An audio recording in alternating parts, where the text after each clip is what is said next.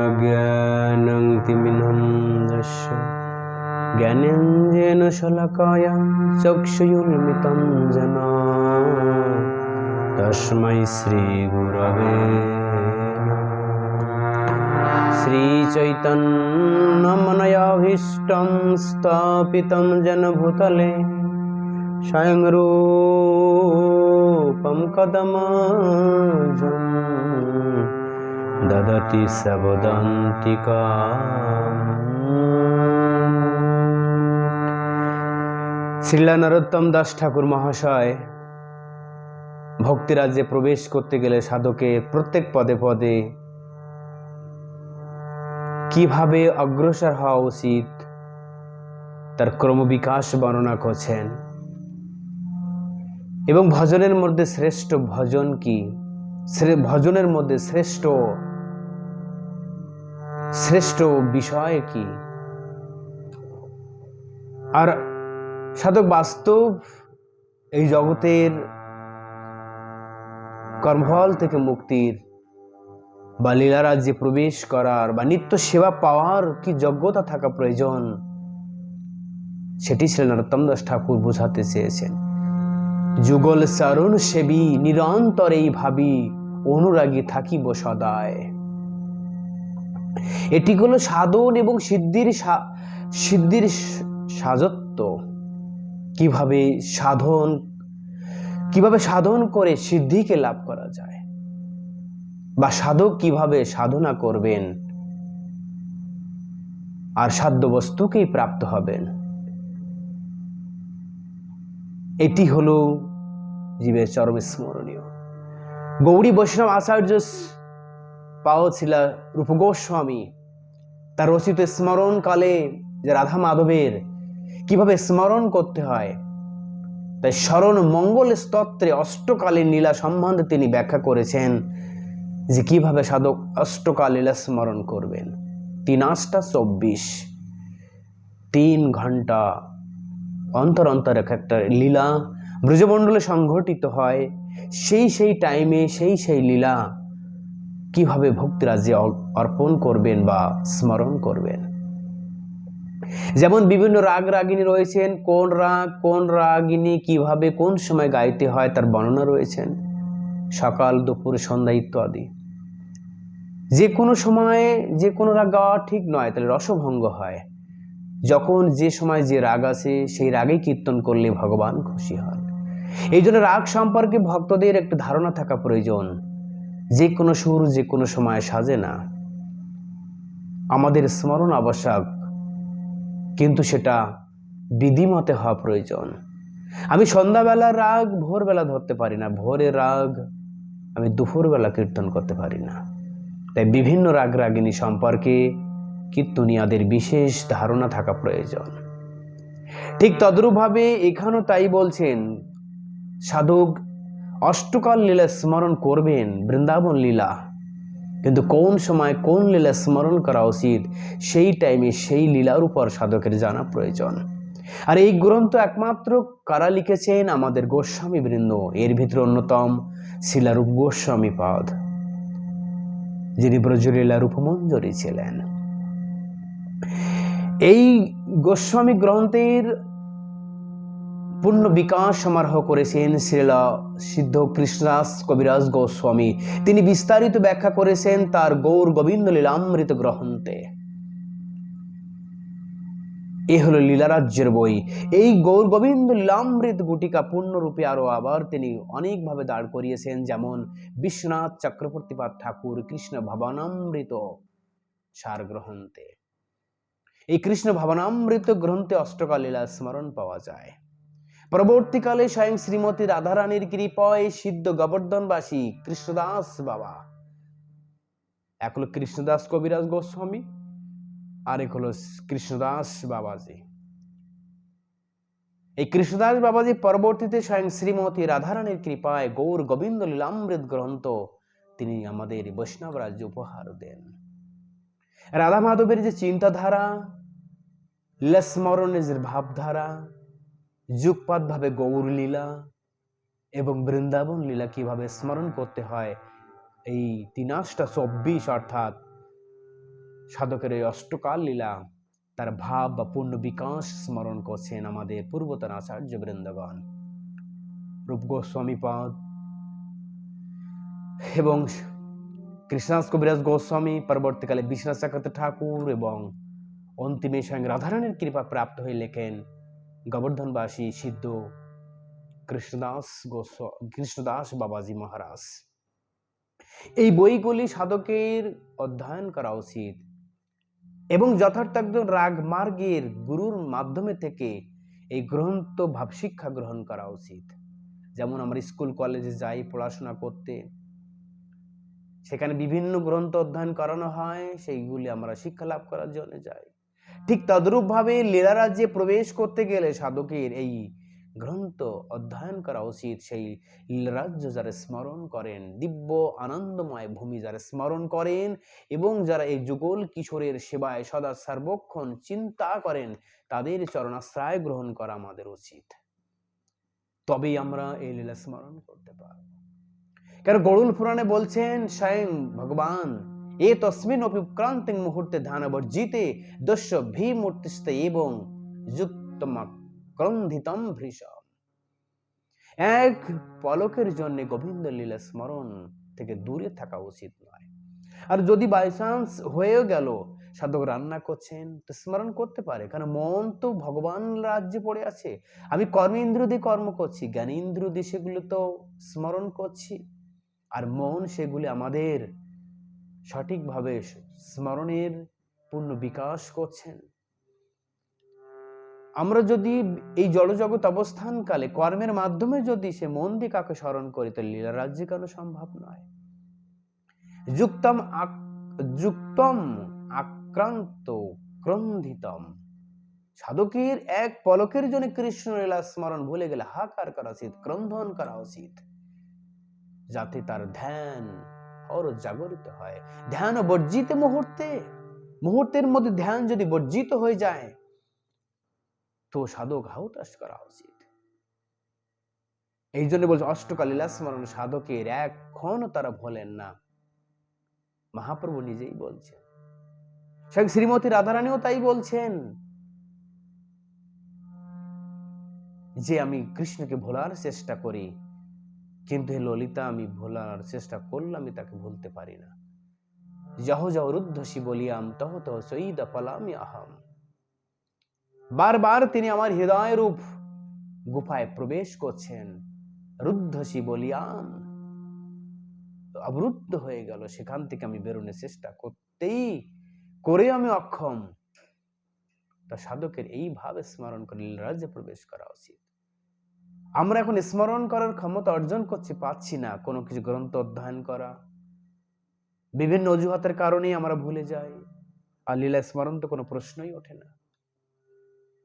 এ সাধক কি করে উন্নতি করবে? সম্ভব নয়।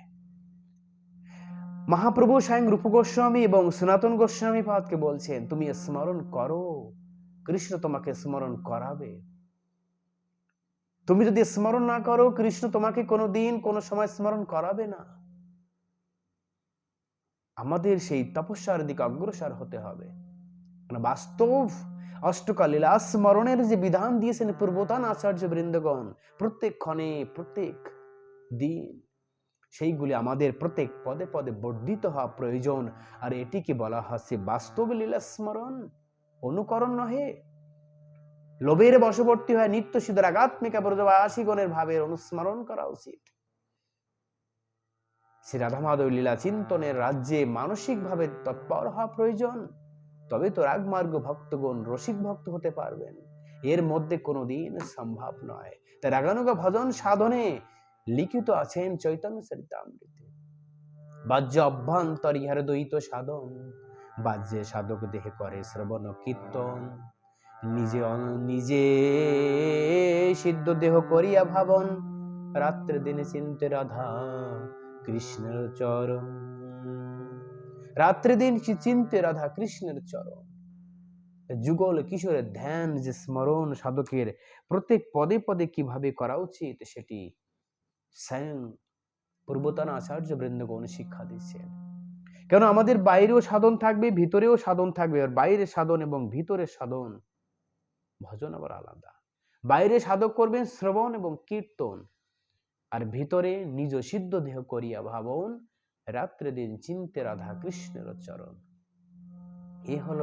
এ হলো রসিক ভক্তের, রাগানুগা ভক্তের লীলা স্মরণের বৈচিত্র্যতা এবং রাধা মাধবের কুঞ্জ সেবা। নিজেকে পেয়ে কিভাবে ধন্য হবেন। এই জন্য স্বয়ং শ্রী নরোত্তম দাস ঠাকুর মহাশয় বলছেন, যুগল চরণ সেবা সাধনে ভাবিব যাহা, সিদ্ধ দেহে পাইব তাহা, এই সে রাগ পথের চরম ভজন। আপনি সাধনা করে যে ভাব প্রকট করবেন, সেই ভাবিত বস্তুকে আপনি প্রাপ্ত হবেন। কেন যে যেমন কর্ম করে সে তেমন কর্ম ফল পায়। জয়ং কৃস্তমস্মিন লোকে পুরুষ ভবন্তি তদক্ষং প্রত্য ভবতি সক্রন্ধম কুর্বিত। এই স্থান জীব যে রকম কর্ম পাবেন, সেই কর্ম অনুযায়ী তার জন্ম হবে। সে দেব কর্ম করলে দেব দেহ পাবে, কর্মমার্গে কর্ম করলে আবার সংসার চক্রের পঞ্চভৌতিক সে কর্মদেহ পাবে। অপ্রাকৃত নির্মল কর্ম করলে চিন্ময় দিয়ে ভগবত ধামে প্রবেশ করবেন। তা যেমন কর্ম তেমন ফল। এই জন্য বলছেন সকৃতম কুর্বিত প্রত্যং ভবন্তি সা। জীব যেমন কর্ম করবেন সেই কর্মের ফল তদ্রূপ পাইবেন। আমরা যেমন ভাবনা করব ভগবান শ্রীকৃষ্ণ লীলা স্মরণ, আমাদের সেই রকম কর্ম হবে। এই জন্য শাস্ত্রে বলছেন, যথা কাম ভবন্তি ক্রুদ্ধম ভবন্তি তৎ কর্ম ক্রুতে যৎ ক্রুতে তদ অভিসম্পদন্তে। আমি যেমন কর্ম করব, সেই যে কর্মে প্রবৃত্ত হব, সেই কর্মের ফল আমাকে সেরকমই পেতে হবে। আর যেমন ফল আমি পাবো সেরকম আমার গতি নির্ধারণ হয়ে গেছেন। তা কর্মণা এব জায়তে জন্তু কর্মণা এব প্রলয়তে। ভগবান শ্রীকৃষ্ণ বলছেন, কর্মের জীবের গতি, কর্মই জীবের ধর্ম, কর্মই জীবের পাপ পুণ্যের সাক্ষী। জীব যেমন কর্ম করবেন সেই কর্ম অনুসারে তার সেরকম স্থান হবে, আর সেই অনুযায়ী তার গতিও হবেন। কৃপা করো, কৃপা শব্দের অর্থ কর্ম, আর কর্ম করেই হলো কৃপা লাভ করা। আমি যদি আজ কর্ম না করি তো আমার কর্মের ফল কোনোদিন আমি লাভ করতে পারছি না। বসে থাকা চলবে না, কর্ম করো। ভগবান শ্রীকৃষ্ণ বলছেন, আমি আমি কর্মযোগী সবচাইতে আমার প্রিয়। কর্মণম কর্মণম না সম্বিদু। তুমি কর্মযোগী হও, কর্মযোগী হও, কর্ম পরিত্যাগ করো না।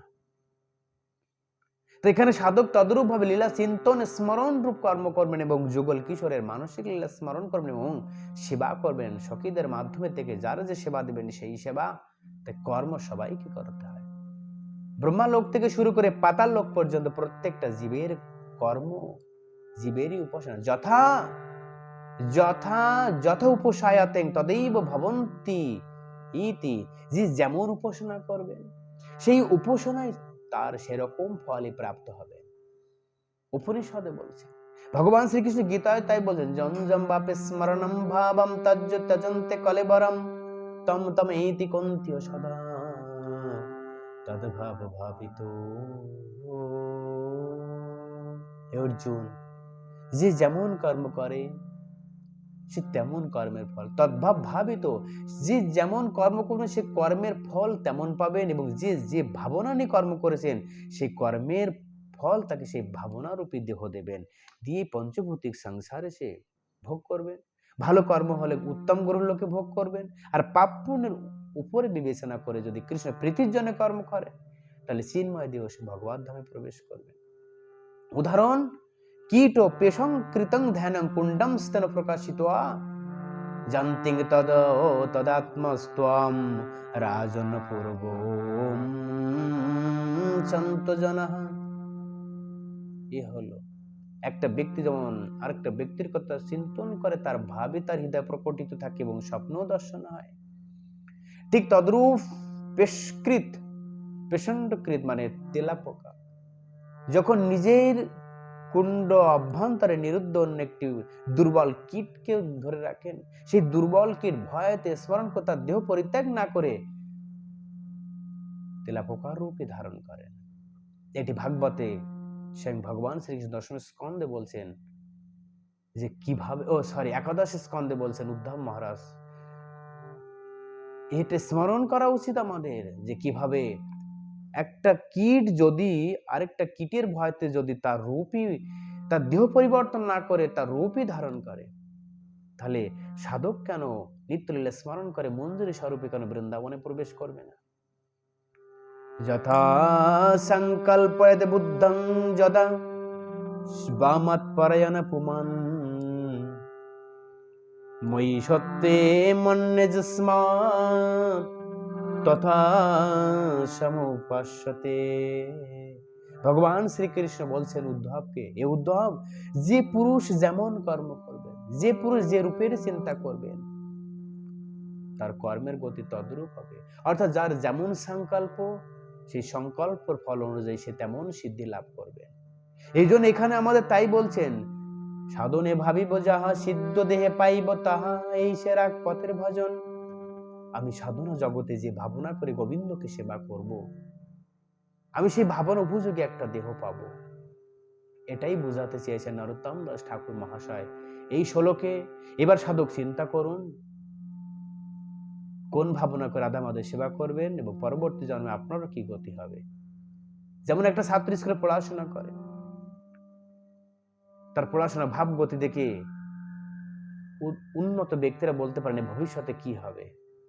ঠিক তদরূপ ভাবে সাধক নিজেই অনুভব করতে পারবেন তার ভজন সাধনের মার্গ দেখে যে আমি পরবর্তী জন্মে কোন গতি প্রাপ্ত হব। এটি হলো সাধকের প্রবেশের গতি আর ভজন সাধনের গতি। হরে কৃষ্ণ কৃষ্ণ কৃষ্ণ হরে হরে, হরে রাম রাম রাম হরে হরে। হরি ওম তৎসৎ।